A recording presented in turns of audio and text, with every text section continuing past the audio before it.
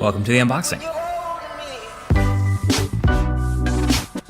Hey, what's up guys? MKBHD here, and this is the one we've been waiting for. This is the one I told you to skip iPhone 8 for.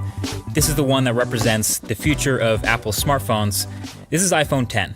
And while it doesn't say X anywhere on the front of the box, people are pretty much always going to call this one the X. I've just accepted that.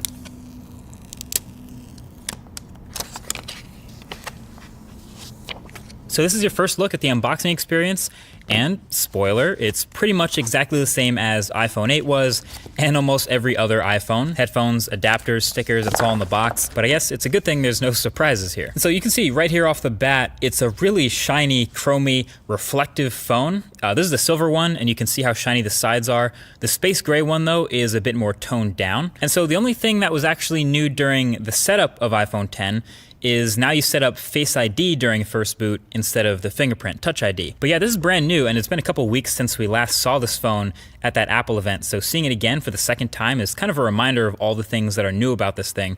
Obviously, the biggest difference is the display up front, the 5.8-inch OLED corner-to-corner screen that fits in a footprint smaller than the iPhone 8 Plus, which has a smaller screen. So naturally, pretty much all the focus is going to be on that, and the notch at the top, and how apps handle it, etc.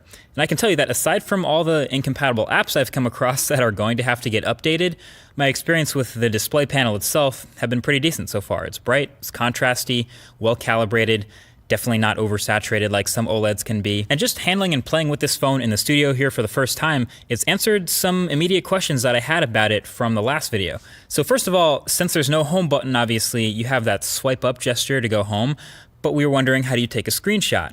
That is power and volume up.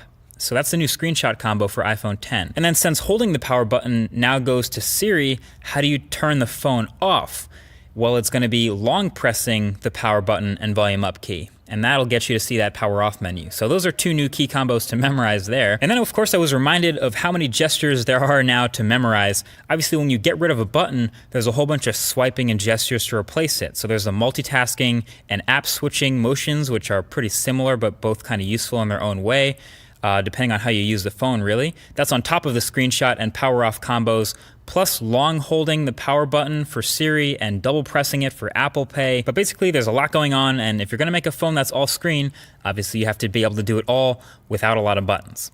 Anyway, one of the biggest differences between iPhone 8 and iPhone 10 is the new front-facing camera suite up at the top in that notch. The IR blaster, the depth sensor, etc. And all that enables a couple of new things with this phone. Number one is obviously Face ID. The setup, like you saw, was pretty quick and painless, and it's been working pretty well since then for unlocking my phone. Now, I've only really had this phone for a day like the rest of press, but so far in this time, it's been fine, and it works as advertised as far as being smart and not easily spoofed. You can see the little lock under the time when the phone is locked, and basically instead of placing your fingerprint, the phone will not unlock until you look at the phone like you did during the setup process. And then once you do, it's pretty quick to unlock. You can see the little thing open, and then you can swipe up to open your phone. And sure enough, it doesn't work with a picture of you. It doesn't work when you're looking away. It doesn't work when your eyes are closed. It just basically waits until it sees what it saw during that setup process, and then it's good to go. So no, your girl can't unlock your phone while you're asleep with your eyes closed, for those of you who are wondering that. I do have some further thoughts on this Face ID versus Touch ID though, so stay tuned for that in an upcoming video. And I do want to see if I can fool it with identical twins maybe, just out of curiosity. Anyway, with the new notch, you also get a new front-facing camera complete with selfie portrait mode. Messing around with it, it seems pretty average. Interestingly enough, that Pixel 2 that I've been testing seemed way more like confident with the front-facing camera portraits than the iPhone 10. Now there's no doubt both of these will get better with time and software updates, but just from turning on portrait mode, switching the front-facing camera, and snapping a picture, these are the types of results you're gonna get. There's a pretty big difference between the two if you ask me, especially if you're looking at edges and hair and things like that. And sometimes the iPhone just didn't want to blur the background at all, just got really picky about the lighting. But that's something, again, we'll be testing a lot more for the full review of this phone. Oh yeah, and the new front-facing camera suite will get you Animojis. So yeah, you can see in these Animojis, the physics of things moving around is actually pretty on point. So if you're into it, you can map your face to a cartoon animal head and send it to someone in iMessage.